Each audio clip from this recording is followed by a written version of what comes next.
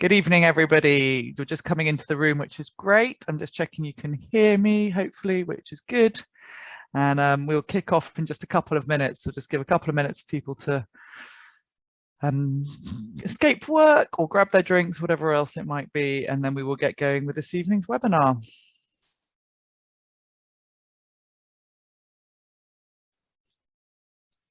Do type in to the chat where you're joining us from. We always like to know who you are, where you're coming from. So what your background profession is, where in the world you are. And that's really great. And it just gets things kicking off.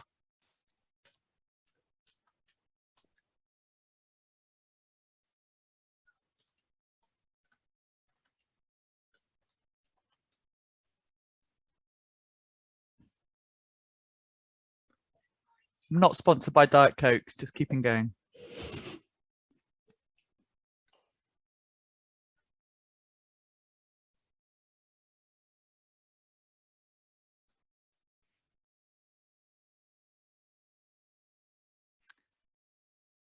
Excellent. So we've got a GP currently working in the emergency department at Inverness. Oh, I'll be driving up to there at the end of the week, past Raigmore.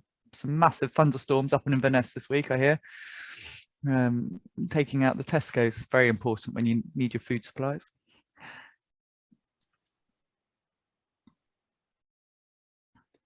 Welcome, Mitchell Brown from Milton Keynes. NQP, newly qualified paramedic. I'm guessing that is Ben. Yep, you can help me with this one. Libby, you're so clever. You know, I was looking at that thinking NQP. CCAS now, South Coast Ambulance Service. No, that's CCAM. SCAS. Where's S? Is that SCAS somewhere different? South Central. South Central, of course.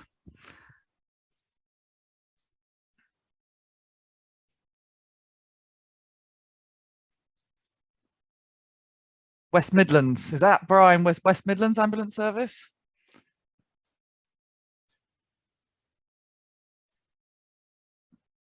Excellent. It's like a sort of a game of Jeopardy or something, keeping me on my toes. And we've got Omar joining us from Qatar, which is fabulous. You have to work with Prof Harris already, so you want even more time with him by joining us on this MSc program. I don't blame you. Keep introducing ourselves, and I think we'll just get started with this evening. People are going to be joining in. Oh, fantastic. We've got Marosso, I hope that's how I pronounce it correctly, who's joining us from Tanzania, which is fantastic. So have we had anybody? We haven't had somebody from Tanzania previously, I don't think. We've got Cameroon and we've got Nigeria and South Africa. We've got a resident anaesthetist and former paramedic from Hamburg in Germany. We've got a paramedic coming from Canada as well, which is brilliant. Keep bringing those in. It's really great to see. And that's really fab. So welcome this evening. My name is Libby Thomas. I am one of the faculty on the MSc in Emergency and Resuscitation Medicine and also the Tactical Military Operational and Austere Medicine at QMUL.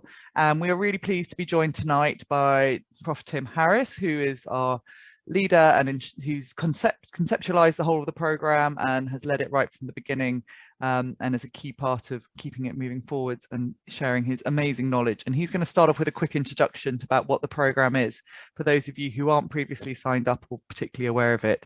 We've then been joined by a wonderful panel of our current students joining us from the UK and abroad, and from the 3 different professions which we have on the program, which are paramedics, nurses and doctors, and they're all each going to spend just a few minutes telling you a little bit about their experience or something about that and what they've got out of the MSc, and then there'll be lots of time for questions.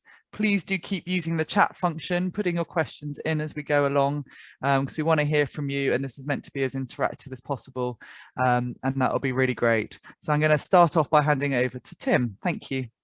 Libby, thank you so much. Thank you for organising this and these webinars, that both this webinar, which is aimed to deal with questions and introduce any of you that would like to study with us, and the other webinars, which we're running 1 to 2 a month on topics that we feel are interesting and are linked to this program. So this started back in 2017. as a master's program in emergency and resuscitation medicine.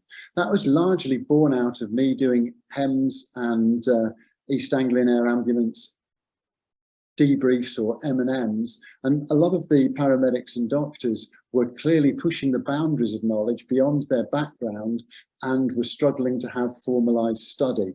And so this program was set up as a way of bringing together people from a variety of backgrounds that shared a passion for resuscitation. By a variety of backgrounds, I mean different professions: nurses, doctors, paramedics, physicians assistants, and of course different medical specialties and subspecialties. The programs then expanded to tactical, military, austere and operational medicine, which is very similar to E&R, but has 2 additional modules, which we will discuss later. And then, of course, we welcomed in Tessa Davis, who started our paediatric emergency medicine. Now, all these programs can be exited in year 1 with a PG cert, year 2 with a diploma, or 3 years for a master's. A little unusual to study over 3 years, but when we were doing our background, it was quite clear that those that wanted to do this course were working full time and were often working antisocial hours, and so a 1 or 2 year masters simply would not be possible for them. So we spread it over 3 years, and that also makes the fees a little easier to pay. So we are based at Queen Mary University, London. There's 16 universities that together form the Russell Group, which are arguably the most prestigious and highest standard universities in the UK. I'm not going to list them all now, but obviously Oxford, Cambridge, Durham, Manchester, Bristol, and several others in London, such as UCL. Queen Mary is a huge institution. We've got 27,000 students from 160 countries. It has a very strong medical tradition. We've been rated the top medical school to 20, and we've been in the top 3, always for London, and the top 5 for the country in all of those national student surveys. We do very well in research. We're rated 4th in the world by citations in medicine. And we are particularly based at the Blizzard Institute, which is a rather pretty building and is the building you can see in front of you. In the background, you see those old Whitechapel houses, and directly in front of you is the Blizzard itself. And those strange structures you can see hanging from the ceiling are meant to represent organelles of a cell. The Blizzard is unique because it has a laboratory which is underground, and you can see the light shining up through the floors from the lab. And then we have the academic and teaching in the building you can see in front of you. Now, the faculty has grown considerably. Obviously, myself, my background is emergency medicine, intensive care medicine, and pre-hospital medicine. Ben Bloom is a senior lecturer and leads the research program at the Royal London. He's an emergency physician. Tessa is a paediatrician and emergency physician. She set up Don't Forget the Bubbles and now leads our paediatric program. Paul Rees is a cardiologist and pre-hospital physician, and he leads tactical military austere. Libby, who you've just met, has a PhD in medical education with an interest in simulation, and she runs the summer school and the integrated human factors. Stephen Thomas is in the top 1% of scientists worldwide by citation.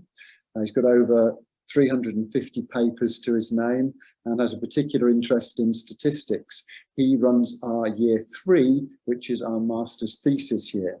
Chet Trivedi is an emergency physician based in Brighton and has a background in max fax and pre-hospital care. Daryl Wood is a South African, now migrated to East London, and his background is emergency medicine with a particular interest in tox and snakebite. These people are backed up by 50 associate faculty members, but more of them later. So why would you want to study? Why particularly might you want to do a master's in emergency and resuscitation?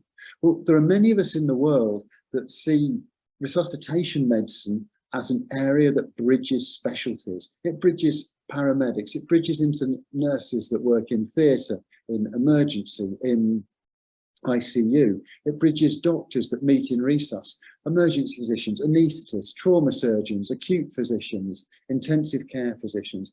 And what we hope is by studying with us, you develop yourself. Above all, you bring better care to your patients, but you're more satisfied with your job because you have a deeper understanding of all the principles that underpin what you do each day. And we hope this understanding supports you to take leadership roles. That might be shift leaders, it might be resus leaders, it might be team leaders, or it might be to take an interest in teaching or governance of your programme.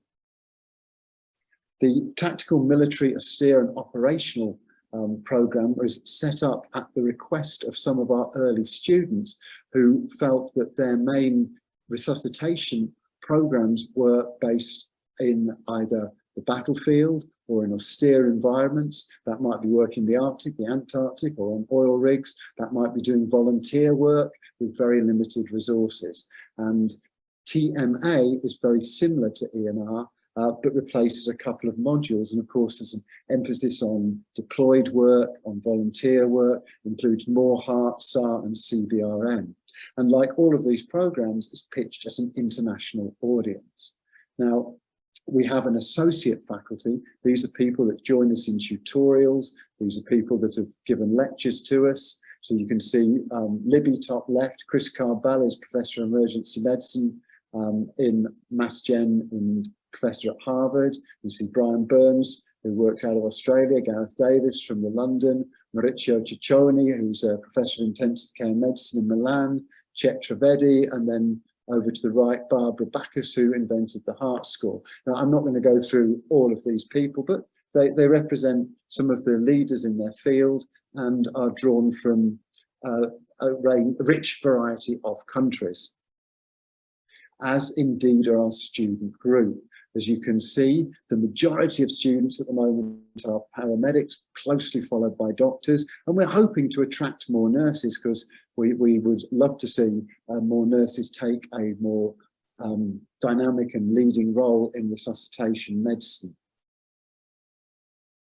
So what do? We deliver an online distance learning program. So you do not need to be based in the UK to join us. You can study in your own time from anywhere in the world. The expectation is of around 12 to 18 hours a week study. This consists of 3 to 6 weekly lectures. Those lectures are broken down for ease of listening into small nuggets. And generally you can expect somewhere between 4 and 6 hours listening to lectures and making notes on them. We meet every Thursday at either 11 or 1 p.m. UK time for online tutorials. These serve to discuss learning points from the lectures. They include some cases and of course questions and answers. Years 1 and 2 are modules. So years 1 and 2 consist of 4 modules a year, and year 3 is a research year led by Stephen Thomas and consists of a scientific paper. We have an intercalated human factors. This is a vertical curriculum, which means the human factors teaching is integrated in each of the other modules, not 2 through 8, and that is led by Libby. We meet in summer at our summer school. We had our first summer school this year, which I thoroughly enjoyed, and I hope you did too. Of course, this nasty little virus, COVID, interfered with previous summer schools. Summer school consists of tutorials, simulation, workshops, ultrasound workshops, and some plenary sessions. There are courses that are run by a number of us that are associated with this programme. There's the SPEAR course run by Paul Rees, Reboa course run out of the London, and several POCUS courses run by myself and Jonathan and Prashant. So, year 1. We start off by looking at the fundamentals of research. We do this first because around a third of this module is all about teaching you how to read a paper. And a master's is level 7 learning. What that means is we guide you, but a lot of the study you do yourself. The core things you're going to learn here is how to identify the literature. That's obviously medical published literature in peer-reviewed journals, but also phone literature and conferences. And we're going to teach you how to appraise that literature, to decide what's good and what's not so good, and how to integrate that into your practice. This means that you can go research a topic, set up a governance group, develop a new protocol, or whatever. The next 7 modules explore the components of resuscitation. We start by looking at the background pathophysiology of shock and shock syndromes and the tools of resuscitation. fluids, oxygen, inotropes.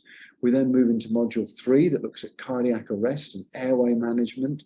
Module 4 is emergency care. This is really giving you the background of all of those disease processes that lead to organ failure. So we talk about ischemic heart disease, about stroke, about liver failure, about kidney failure, about airways disease, and so on. In year 2, we delve more deeply into some specific areas. We start off by looking at the emergency management of severe trauma. We then move into diagnostic tools in resuscitation, which is very much ultrasound focused. This reflects the belief that the ECG, chest X-ray, blood gas and ultrasound are the core diagnostic tools that you have in real time. We then come into toxicology and CBRN, and we end with pre-hospital care and mass casualties or paediatric emergency medicine. For those of you that are interested in TMA, Module 6, Diagnostic Tools, is replaced by Care at the Extremes, and Module 7 is adapted to include more environmental medicine and more CBRN. In year 3, we've moved away from a thesis to a scientific paper. This was because we took a survey of our students and around 80% wanted to have a scientific paper because this is something they could publish, they could put on their CV. And it was thought that the core skill of being able to write and publish a scientific paper was more useful to most students than writing a thesis. A thesis is there really to lead to a PhD, and the majority of our students are primary clinical, not research. So let's have a look at one of those modules. This is the toxicology and CBRN. It is led by Libby. And starts off with an introduction to toxicology. They move and look at some common presentations. They then move through industrial and environmental toxicology. And then we have the first of our CBRN talks. This is led by Steve Bland, who's the NATO lead for CBRN.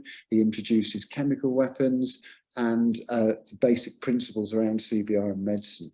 We then look at significant overdoses, the second of the CBRN, and then we look at recreational drugs, and then we end up with toxin special circumstances. So our students, like our faculty, are drawn from a rich array of countries. Around a quarter living outside the UK, and contrary to this map, that includes students in Canada, in the Americas, Australia and New Zealand, and of course the other countries that you can see here, covering the Indian subcontinent, Africa and Europe. So what do we ask you to bring to the course? If you're a doctor, you need a medical degree, and we ask you to have 2 years basic training and an interest in a career with resuscitation, i.e. emergency medicine, anaesthesia, acute medicine, trauma surgery, etc. For nurses, we ask you to have a 2-2 or equivalent and preferably 3 years experience. For paramedics, a 2-2 or overseas equivalent and 3 years experience, or now that should say 1 year plus HEMS. Now, all of these entry requirements have some flexibility, particularly some of the paramedics during training have done a lot of clinical placement, and a number of paramedics wrote to us 2 years ago and said, look, we've done a lot of placement, we're working as paramedics, we would like to join before we've got 3 years experience because we're in the right frame of mind to study, and if you make a good case for that in your personal statement, we will consider you. How do we assess you?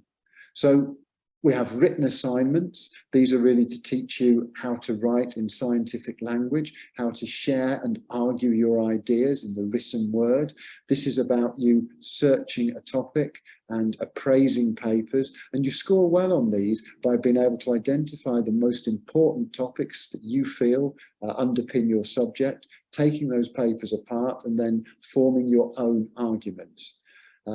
So this is the application of critical appraisal. We reinforce that with a couple of dedicated critical appraisal papers, and we include presentations. The reason we include presentations is, of course, most of you do most of your communicating with colleagues by talking to them and lectures and leading tutorials rather than written assignments. We do have MCQs for each of our 8 assignments. The MCQs are all drawn from the lectures and are simply there to test your understanding of the basic knowledge.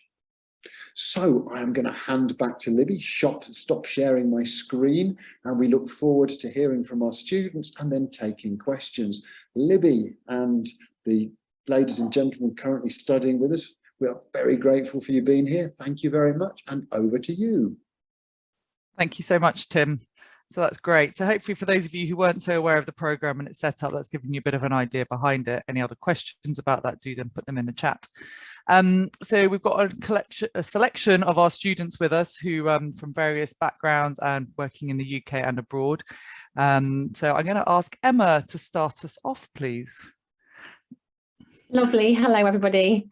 I'm Emma. I am a senior specialist nurse practitioner. It's my full title in resuscitation, and I work at the Oxford University Hospital in Oxford in the UK.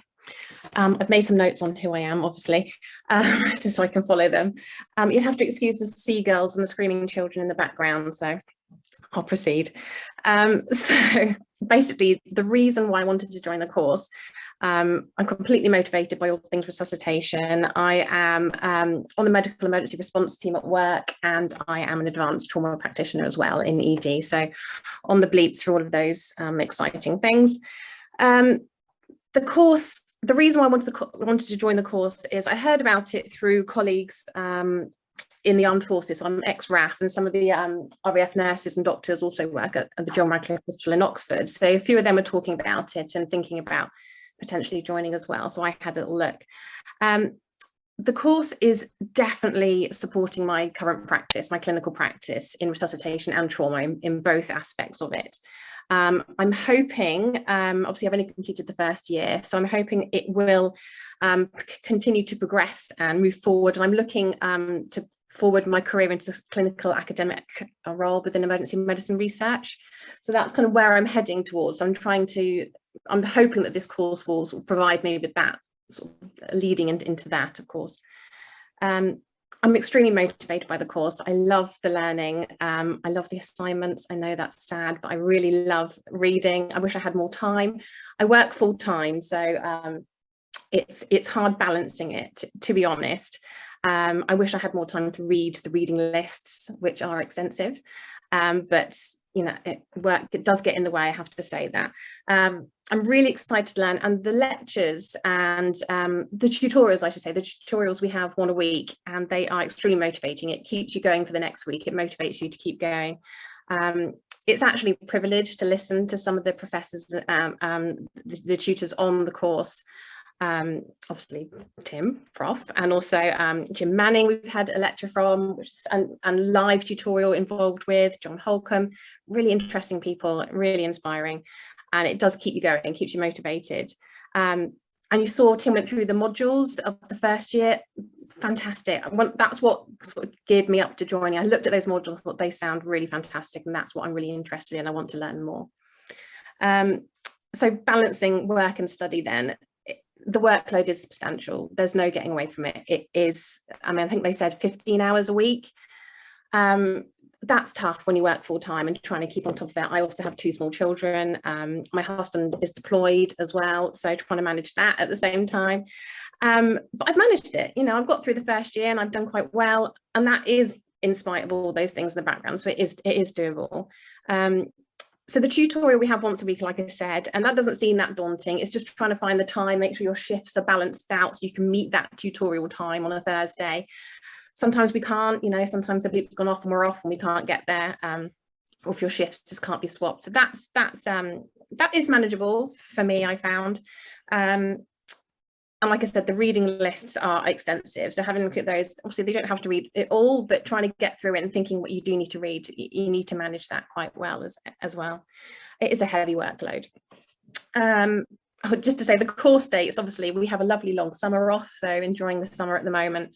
You just need to keep that momentum going for the 9 months, you know, as most university courses are. I do wish I had more time, but work does get in the way. I wanted to sort of speak about sort of the being a nurse on the course. I think there's only 2 in this year that I'm on, or maybe 3. But from my point of view as an emergency nurse and on the trauma team, it does help having the background in resuscitation and trauma, certainly. I think if you didn't have that background, it may not be for you, but that's definitely supporting me and guiding me through, and it is completely relevant for your day-to-day work. Some of the difficulties that I have found, however, is all this knowledge that I'm acquiring on the course and learning. It's just finding ways to impart all this knowledge that I'm gaining and talking to other colleagues. It is allowing me a better understanding of all the processes that we're going through clinically and treating my patients within the trauma teams. But educating others, that's been a challenge. And I do have a platform as an educator in ALS instructor, etc. And in resuscitation. So that is helping me. And I managed to open discussions just to talk about the things that we've learned. So that's certainly what I've gained from this course within sort of working into professionally. I can start the conversation. Let's think about this. What about this idea? What about that idea? So not necessarily saying, you know, chirping up in the background, what about me? I'm a nurse. It's saying, actually, have we thought about this? Have we thought about that? And people are open to this. And learning on this course has definitely helped with that. I think that's a really important point, Emma, because I think it's really challenging to speak up sometimes, or you've got specialist knowledge and how do you share that and impart it? So hopefully the conversations help empower that as well within the course itself. Absolutely, that's right. And I'll say the people on the course, the colleagues on the course and your peers, seeing what they are and knowing that you're at the same level and able to complete the assignments and do well, you know you're at the right level. So that's definitely helped. I'm talking with the other paramedics and the pre-hospital emergency medicine clinicians, you know that you're on the right level. So it's definitely, it is a fantastic course. I just want to say thank you to Libby and Tim for this first year. Brilliant. Thank you so much, Emma.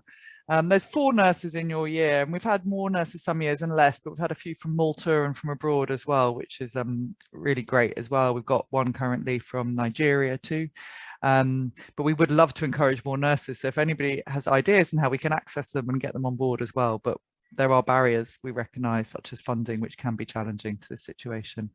Emma's going to stick around, so any thoughts were there, and thank you for your comment, Heyo. It really was nice and authentic insight. We haven't prepped these guys. We asked them what they might want to talk about, but I didn't tell them what they could or couldn't talk about. And one of my most honest students, but always has a lot to give, is Bernhard, who's joining us from Austria. And he's a paramedic there. We got to know each other at summer school this summer, which is great. And I'm going to ask Bernhard to go next, please. So Emma, I would be super happy if I have screaming seagulls in the background. Unfortunately, I do not. And as Libby already said, like I have a background as a paramedic for 12 years. Recently became a junior doctor and currently working at our university hospital in Graz, Austria. Actually, I was reading in the chat that Hayo is from Hamburg and also has been working as a paramedic and is now in anesthesia. So if you have any specific questions, feel free to contact me. I'll make it very, very short because I think we are a lot of students here. So the biggest pro, I finished the first year now, is that the masters changed my way of thinking massively. And ironically, like I didn't even notice, it was my colleagues that told me. Like before, if you asked me a specific problem, I probably would regurgitate a specific guideline or tell you what our local protocol is. And only after 1 year, I probably would answer the same, but have a lot of more layers to it. So I would add, okay, the history of this, I don't know, a certain company was in power and that's why this medication got a little bit of a vantage point. What are the key papers in the field? What's the key literature, which I would critically appraise? Those are the expert opinions, and many more multiple layers. And that's, I think it's a really, really good thing. And it's also a very scary thing because it shows you how little you know actually. And I think especially Tim is really good at like removing the tunnel vision by just asking questions. Like if you state something, it's very likely that he's going to ask, so that's a good point. Why do you think that is? And then you really have to think, and it's also good if you know some literature as well. So it massively changed my way of thinking, which is really, really good and also a little bit of scary. It's also a little bit scary. And the second point, like the biggest con in my eyes is, and that's nothing the faculty can do about, but it's the relatively high pricing for international students. So getting funding in my eyes is absolute key. Due to Brexit, yeah, I had to pay the international fees, and luckily I got funded, which is fine. But I think that's definitely something you want to consider. Yeah, short and simple.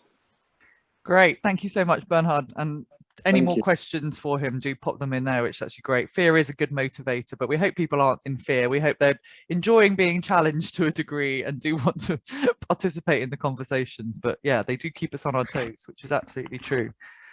So we're going to move on to Jack now. Yep, thanks, Libby. Hi all. I'll keep it short as well, partly because I might be echoing what the other two have already said. The first thing I was going to talk about is why I decided to do this MSc after EM ST3. So for the doctors here, I'd done the core training, so I'd done my SHO years, and then there's quite a natural career break in between your ACCS, your core training, and moving on to higher training. And you've just spent quite a few years rotating around different specialties. You've been in ITU, you've been in anesthetics, you've been in the emergency department, and actually you're about to then become a higher trainee and a registrar. And I think weirdly, the training in ACCS doesn't quite prepare you for a lot of the medical knowledge and resuscitation that you need. And so strangely, it felt like pausing my training would give me a lot more access to getting trained.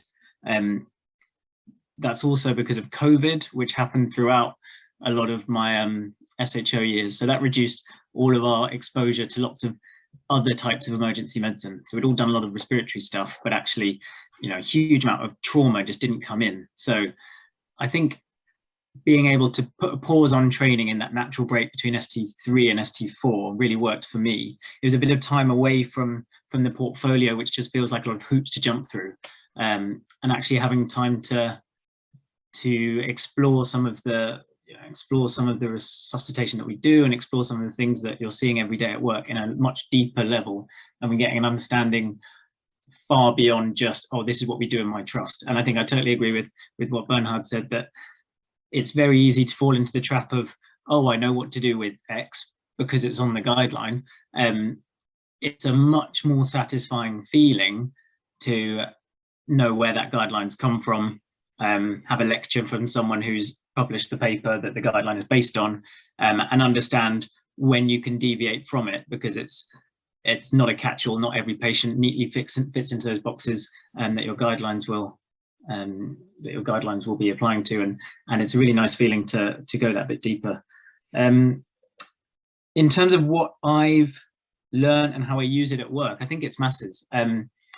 It can be from the first thing actually is module 1, which is the how to read a paper, and it ties in with the EM higher curriculum anyway. So you need to be able to do the critical appraisal in your higher training, and you need to demonstrate that sort of commitment to it. But actually having that as the very first module means that you do learn appraisal skills that you can use both in the MSc, but also at work and at journal clubs. And when talking about papers, it gives you a language to use when talking to other clinicians that you just don't really get from your day-to-day job. So that first module, as dry as statistics might seem, is absolutely essential and really useful. Then applying that to everything that I've learned, and as I've said, you see where your guidelines have come from, so it changes your thinking on a day-to-day basis. And what I really like, actually, as Bernhard alluded to, is that a lot of the bigger questions about resuscitation, there isn't an easy answer to. So something as nuanced as giving fluid, which everyone has experience in, is a huge topic, and actually there's a huge amount devoted to it, and rightly so, because understanding the physiology, understanding why people are doing what they're doing is really complex. The only sort of downside, I suppose, is bringing that into your daily practice in the heat of the moment, in resuscitation, in your department, can be difficult. It does work, but not always. So you may have other clinicians to deal with. So you might be with ED consultant that doesn't quite, doesn't agree with your reasoning. You might have ITU that do things differently, and you yourself may fall into an old habit of prescribing a bag of fluid and not actually demonstrating the skills that you've learned. But I think that's a minor drawback, and just kind of indicative of how busy it is and how hard it is to change behaviors. I think the last thing I would say, just to, well, two more things. One is ultrasound. I think beyond all the knowledge, to actually go away with a real practical skill has been just amazing. I think it is really hard to teach something like ultrasound on a distance learning course, but the faculty have managed it really well, because the lectures are clear, they're taught by world experts, and tying in with the higher curriculum, knowing that you need an ultrasound logbook in higher training means that you can go into work demonstrating those skills, saving your scans, and if you want to, you can discuss them at the seminar each week. I think that's a massive plus. There's been a huge amount of learning of theory that's come away from it, but actually to have a clinical skill going into higher training has been fantastic. And I think as a last point is just as I think Emma, you've already said, or actually as someone said, the benefit of learning with other professionals, and for me it was particularly the nurses and paramedics, is huge. It's strange that we all work together and we all take handovers from paramedics, but it's so rare to actually sit down and have conversations about their approach to patients and why they do what they do. I won't sort of over exaggerate the point, but yeah, I think one of my favorite things was when we went on summer school is just to spend time sitting with a group of paramedics and hearing them chat about their day-to-day work, because it massively affected my understanding of what they do. I think that's great, and I think it helps how I practice medicine as well. So I'll stop there. I think that's a really great point, Jack, because I think interprofessional learning is so important in emergency medicine. The reason I love it is we're interacting with everybody continuously, the pre-hospital, the in-hospital, the different professions, the different specialties, and actually, but having time to build those relationships and getting to know people, to be able to ask some honest questions. I learned so much on summer school, you know, especially being surrounded by people, especially from paramedic backgrounds, which was really, really interesting and really sort of expanded my knowledge from that. Summer school is in London, Alina. The idea of summer school is it's not compulsory, it's optional, but it is face-to-face, and it gives, oh, exactly as Tim just wrote that, it gives everybody, people who are able to come and join us, the chance to come and be there. And actually some of the people it was really most exciting to have was our Commonwealth scholars who came and joined us. And we've got Kim here joining us from the Cameroon. She's just back on the camera, which is fab. So she's going to tell you a little bit about, I'll let her talk for herself and share her experience. And she was joining us as well in the summer, which was great. And so we had her here in London. And one of my highlights was taking her and some of the other Commonwealth scholars on a tour of London and sharing this amazing city that we're based in with them. Kim, over to you. Thank you, Libby, and hello again, everyone. Kimonia Biawanchiri, like Libby mentioned, and I'm a doctor from Cameroon. I actually went to medical school in Kampala, Uganda at Makerere University, and I picked interest in emergency medicine in my last years of medical school, while I got involved in some extracurricular activities at school. So when I left Uganda and came back to Cameroon to practice as a general practitioner, and by general practitioner here, I mean not having done any postgraduate training. So I'm practicing as a general practitioner in Cameroon, and I work in the emergency department because I do love emergency medicine. So I requested to work in the emergency department. And while I've been working here, I realized that there was a very huge gap in emergency care, both in hospital and even worse, out of hospital. So I was constantly looking for an opportunity to learn more or to grow my career in emergency medicine. So I came across the MSc, which sounded like a perfect opportunity because there's currently no institution that offers any further education in emergency medicine. And I could not at the time move to another country to be a full-time student. So that's how I joined the MSc, and that was after practicing for about 1.5 years. So, so far, how the MSc has impacted my career is already immeasurable. Like, it's enormous how it has impacted my career already. And one of the most important things, like Jack already mentioned, was the first course that we did. And because it really helped me to learn how to appraise literature, it helped me learn how to assess research papers in a systematic way, and to be able to judge if I can use the information from these papers in my current setting, rather than just Google something up and then you see that you can use this thing or not use it, because that's what we regularly do as medical students, but then read everything about it and understand if that particular information on that research paper or the findings in that research paper can be applicable in your own setting, especially for us where we tend to find research papers or studies that have been done in different countries. So we really need to assess if we can apply that kind of knowledge in our setting. So I've also been able to learn standard practices and I've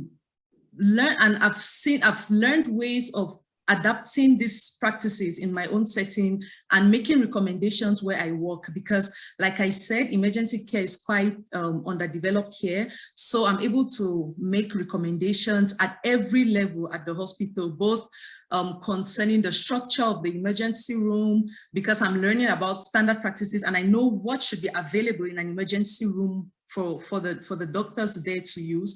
So I'm making these recommendations and they're making some changes, which is really great for me. Concerning the challenges that I've been facing, initially it was really hard for me to study online. I underestimated, or I didn't foresee that it would be a problem, but it was quite challenging at the beginning to keep up with the online program.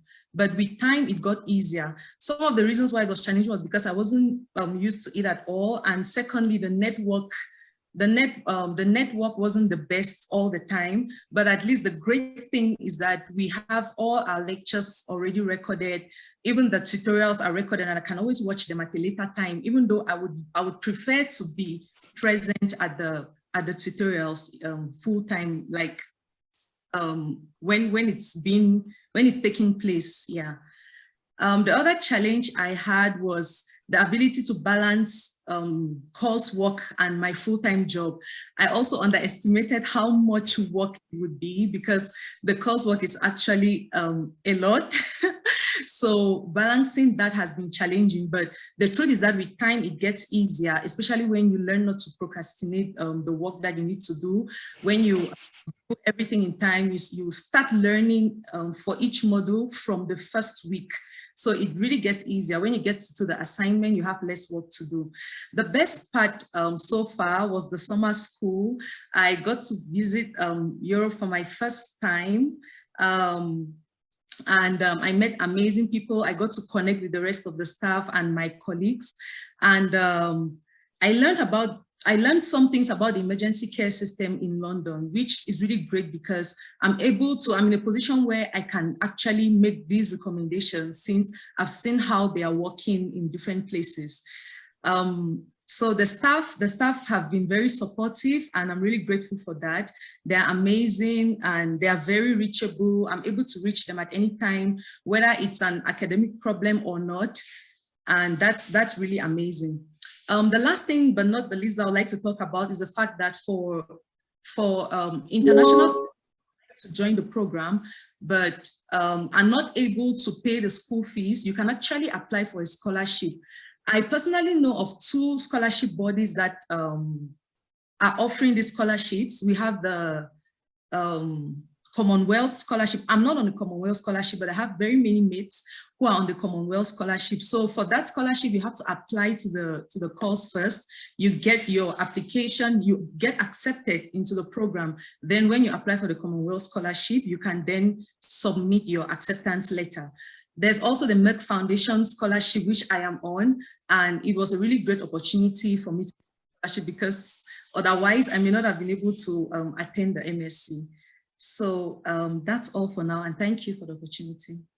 Yeah. Thank you, Kim, and sorry for calling you out on the wrong scholarship program, but you're that's really good to tell about both of them, which is fantastic. And I think what I'm hearing across the board is actually how we've you know, how the program's been structured, which is to try and help you right from the start. So with the first module being about research skills, about how to read, how to appraise, how to write and all those things, so that we give you those level 7 skills to carry on doing a master's. Some people may have been out of higher education for quite a long time, or people may have worked abroad and not studied in the UK ever before. And so actually understanding those skills that then allow you to be successful in the subsequent assignments is really important to us. We don't want you to come and join the course and we don't support you and we don't help you do well in it, because that's no good to anybody. And so it's really about trying to structure that and improve it. It is quite a lot to carry out. It is spread out over 3 years to try and reduce those hours so you can carry on working with it, but it is an interesting challenge. And I hear that people find it easier as time goes on because you start learning the sort of ways around it and how things work better for you. So it does take time. And it was a nice long summer break for the students. We get left with all the marking and the resits and everything else and setting up for next year. And I'm like, God damn it, I want to be a student again. I could have a summer off. Anyway, thank you very much, Kim, for being here and sharing that. And do post any messages for her that you want to in the chat. We're going to move now on to Ben, who is joining us from London and as a paramedic. And over to you, please, Ben. And then Jack is here as well, and he's going to pipe in and say a couple of words from a different perspective of being a paramedic on the course. Thanks, Libby. So I'm Ben. I'm a paramedic. I've been a paramedic for about 8 years, and I decided to do this course when I was sort of at a bit of a professional crossroads and wondering what I wanted to do, and it was split between a research, leadership, or advanced practice. And the MSc looked like a good option to support any of those three. And having done a year already, I'm still undecided which route I'm going to go down, but still in a good place that this MSc has supported me no matter what route I choose. It will support me if I go into a leadership role. It will definitely give me a lot of underpinning theoretical knowledge for an advanced practice role. I'm definitely in a much better place academically if I wanted to look into research. I just wanted to touch on a couple of points about being a paramedic on the course. So one of the really nice things about the course is it has the opportunity to follow the whole patient journey through hospital working and the longer patient journey than just dropping them to ED. So it allows from a paramedic just to understand what happens in ED, then what happens after ED, so that we've got a bit of an idea of what happens at quite an in-depth level in some of it. And this is all the way up to ITU care and prolonged care and ITU, which is much better than sort of you might get on an initial paramedic course. So we take them to ED and they do ED stuff. It's also really nice working with other clinicians, so with the doctors and with the nurses, because again, you start getting that insight as to how other clinicians view the patient and how that changes things. So you start thinking a bit more about what information do I need to hand over? What information can I take from scene that's going to be beneficial to the longer term management of this patient, whether that's the nursing care or the physician-led care in ED or even at ICU level. I think the one bit that some of the paramedics have struggled with slightly is around sort of the academic aspects of the course. It is not the easiest of courses. I'm sure most of you sat there, if you've got this far, are probably not expecting an easy course, but there is a lot of support, whether that's from the faculty or from other colleagues on the course as well. I think that's probably most of my paramedic bits, but certainly if anyone's got any questions, I'm more than happy to answer. I would say one thing and then over to Tim, but one thing, linking back with what Emma said, is that there's very long reading lists, but what we try to do is provide a breadth of papers so they're relevant to different people's different practice, and the assignments allow you to make things relevant to your practice, where you're working within the world, and also what your professional background is. So we try to give that opportunity, so you're not actually being forced to think, how would I treat this if I was the cardiologist on call, because that's pointless to anybody on this course, but it's actually what's best for your practice and how would you do things in that place, in that position. So I can see nods of agreement from Emma and Ben, so that's good news. Tim, sorry. Yeah, Libby, that's a great point. I mean, the reading lists are exhausting and they're long, and that's deliberate. Nobody expects you to read everything. The idea is that a reading list is papers that we feel are core to practice. For you to do is to say, right, for me as a paramedic, these papers are most important. For me as a nurse, these papers. For me as a trauma surgeon, these papers. You can't create a program that is bespoke to everyone's needs, but we can create a program that covers as many needs as possible. And that certainly includes Kim in Cameroon looking at the reading list to say, you know, I haven't got access to Reboa, Spear. I'm not going to read those papers. I do have access to maybe whole blood or whatever. I'm going to focus on those because that's the difference I can make to my patient group. I do have one question, which is for both Ben and Jack. One of the most challenging decisions I have to make is who we get onto the course. We changed the paramedic requirements and the nursing requirements because of the maturity of some of the students, arguing that their training was part clinical and part theory, and therefore to count some of that training. So the question I've got to both of you is, you've come on at slightly different times of your career. What would your advice be to a paramedic that's maybe only 1 or 2 years out? Would you say, hey, do it? Or would you say, do you know, I think you should get some more experience? Because I try to give that advice, and I'm not a paramedic, and I would love the people in this room to benefit from your perspective or perspectives. And Bernard as well. I know you've gone into medicine, but that may be something you wanted to come back on. So Ben, what's your thoughts? Thanks, Tim. So I became a paramedic before preceptorship was a thing. So I joined having done over a year full time for the ambulance service already. I think personally, spending the first couple of years just cementing your practice and gaining a bit more experience as an autonomous practitioner is probably quite useful and beneficial, because then when it gets to things like tutorials, you've got that autonomous clinical lead experience that you can put into that, which you see more in the sort of more established paramedics that are out of their preceptorship, that have finished their newly qualified paramedic position.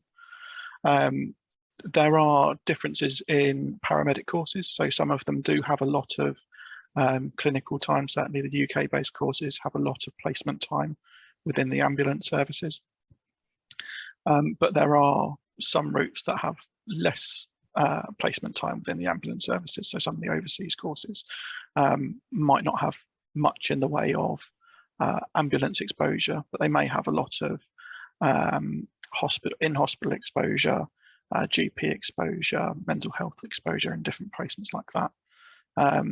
So I think it's probably an individual thing, and it's dependent on the course you've taken.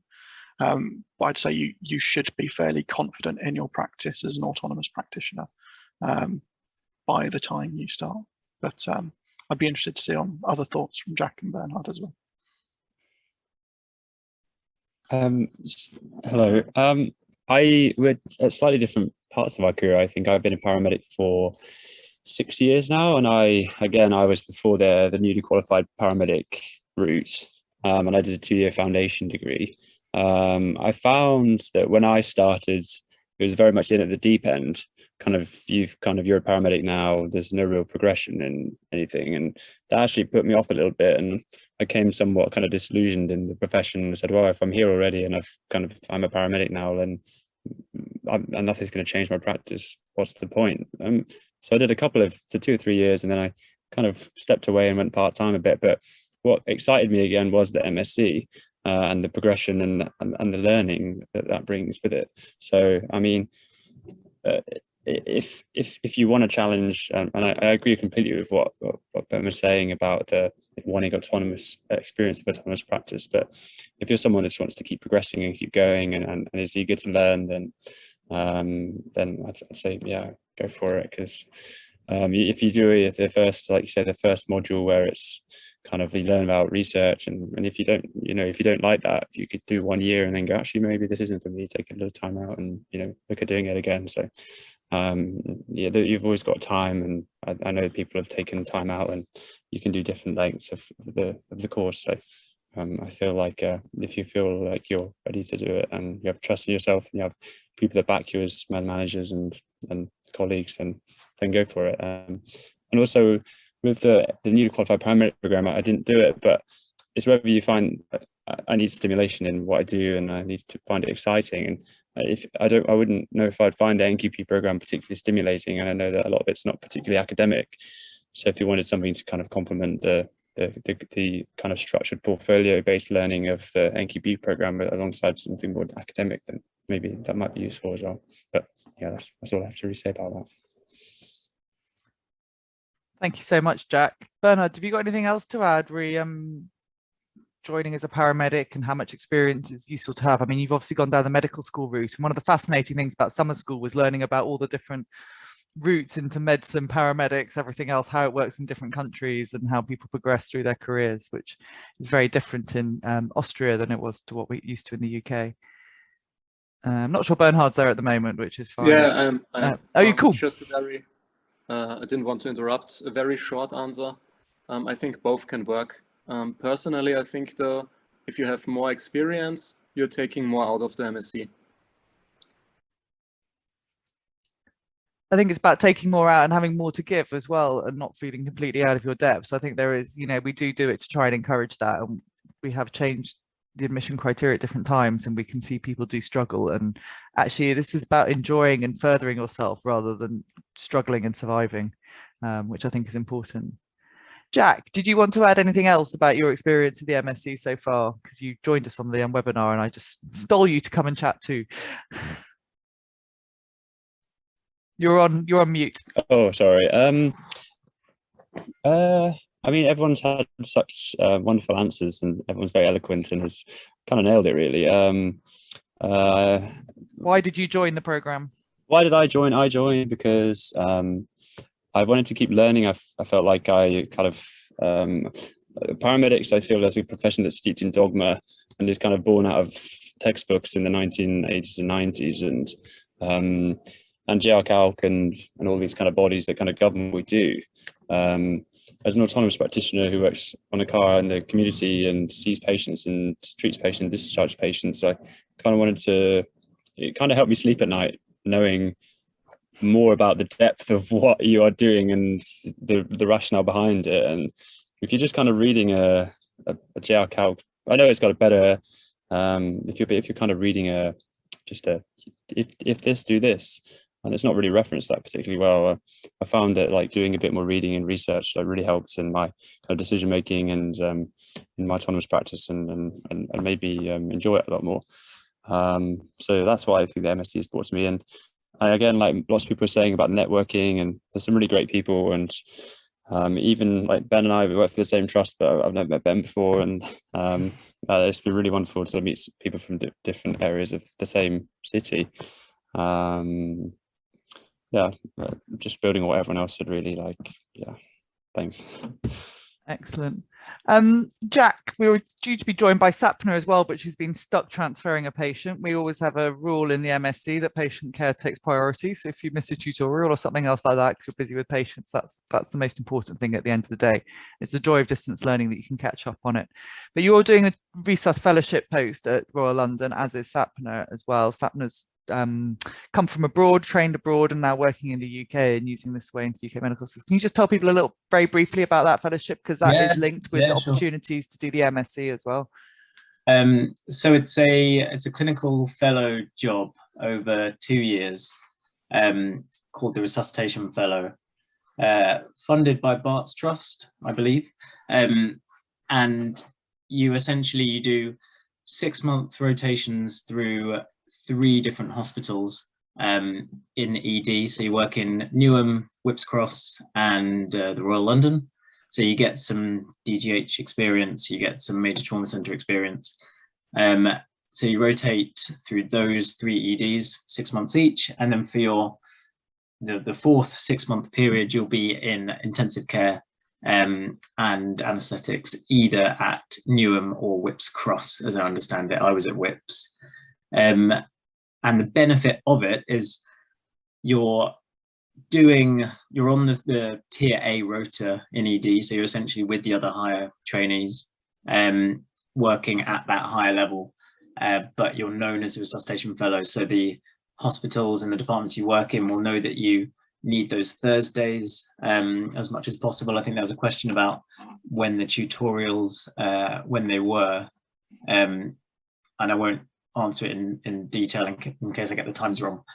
But from memory, it's Thursdays at 11 a.m. for the first year. I'll let Libby take most of them are 11 a.m. in the first year and 1 p.m. in the second year, but we do have people who join us from abroad. So we have somebody joins us from Australia, so we switch them around for one of the modules so that it actually fits with his time zone and he's not teaching us at 3 a.m. And things like that. So it does adapt a bit, but it's basically 11 a.m. or 1 p.m. is the idea. And we do have people joining from their crew cars, on their phones and on their iPads and during their breaks and all sorts. And whilst we encourage people to try and book study leave and to roster so that they're available to come and fully join in, it's not mandatory, and it's mandatory just to say how many you're going to be able to attend or not, and try and be there. Back to you, Jack. Yeah, so the hospitals or the departments you work in will know that you need that time on a Thursday, which is great. And essentially you're working at that kind of higher trainee level while also being given some study time.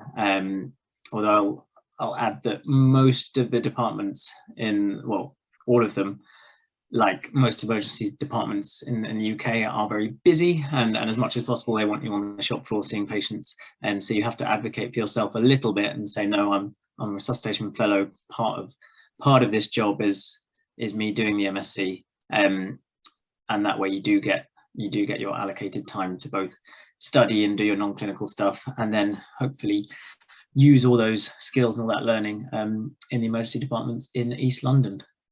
And they're great departments as well, all three of them for different reasons. I don't know how many doctors are on the call, and if anyone wants to send me a message about any of the Bart's emergency departments, I've got lots of opinions. Lots of opinions and lots of experience, which is fantastic. It's 7:30. We've been going for an hour. I'm really aware it's a Monday evening and everybody's given up their precious time to join here, but we've had some really nice, honest opinions from the students, which has been great, and to hear from lots of different people from different angles. Does anybody who is in the audience have any questions that they would like to ask very quickly before we wrap up? Either type it in, or if you want to quickly stick your hand up and ask a question, we can do it that way as well. Otherwise, I am slowly roasting here in front of the screens, and I think probably most of the people in the UK are waiting for the thunderstorms to clear the air and we can start breathing again. We're really proud to have students joining us from all over the world. The joy of the distance learning is that people can make it fit into their timetable, people can join. You do need a decent bandwidth is the one important thing, as Kimonia found out, making sure she can sort of join in, and especially with the tutorials if the bandwidth isn't always there, but the tutorials are always recorded. Unfortunately, there isn't a system that you can download them and watch them offline, so you do have to be able to watch those online, and that's due to restrictions within the university that we can't change and control. There isn't a staggered start date, Brian, because we'd like everybody to start with M1, which is really understanding that basis, and actually M2 then starts in November. It's pretty quick rolling through, so there isn't a possibility to start. It is only a September start date each year, but you can show your interest for next year instead. Absolutely. Tim. Libby, just to say, so Brian, a lot of people have come up with questions around staggered start. As Libby's just said, the reason we don't offer it is we want you to do module 1 first, so you can go do your lit search, know where to look, know how to read a paper. But secondly, the modules are designed to build on each other. So module 2 is all about the tools of resuscitation. You then apply some of those tools when you do module 3, which is about airway, sedation and analgesia. And then when you go into the second year and you're looking at trauma and tox, it's taken for granted that you've done the year 1 modules and you've done all of them. And we don't need to go and refer to those basics, so you can build up and understand why we're so concerned about whole blood versus component blood for trauma, for example. Libby, back to you. Thank you very much. I just put our 2 Twitter handles in there. We've got Resus Masters, which is for the Resus program, and then there's the TACOP Masters as well. If you're on Twitter, do follow those. That's where we post if we've got webinars and things coming up. And there's links there also to previous webinars that are done by our faculty and by our guest speakers too. We try to think holistically around our students. It's not just 8 weeks back to back continuously of lectures, but actually, can we develop the human factors? Can we make things a little bit more interactive? Can we offer these opportunities of guest lecturers? We do try to work with the students as well and make sure that we're adapting and changing as much as we can within university restrictions, because universities are a bit like very large tankers that take a long time to turn around or get things to happen and change. But that's great. You can go on holiday. Oh, sorry, that's a private message to me, so that's fine. At the end of the year, is there option to change from one program to the other? Yes, we would suggest that you sign up for the tactical, medical, operational austere one to start off with, but if you decide you actually want to switch over to ENRM at the end of year one, then you can do that, and that's absolutely fine. But we hope that some of you have got a lot out of this today. We will be sending you the link to the recording so you can share it with friends and colleagues. We will be on the Twitter. I want to say thank you to all the students for joining us here today. I feel bad calling you students because we're all highly educated professionals who are autonomous workers and everything else like that, but for ease of managing that. But we need a new word. I don't like the word student for a colleague that knows more about half of medicine than I do. It's wrong, other than we're all students, because lifelong learning is the greatest joy in medicine, I think. But thank you all, Libby, for your organisation. For all of you guys and girls joining us, thank you. It's very, very much appreciated. And it's been an absolute honour studying with you this last year or 2 years. No, it's been fab. I'll stay online, so if anybody's got any last minute questions and things, you can ask those to me offline. And otherwise, look forward to you all enjoying your Monday evenings. And for those of you already signed up, see you soon. Thanks, everyone. See you in September.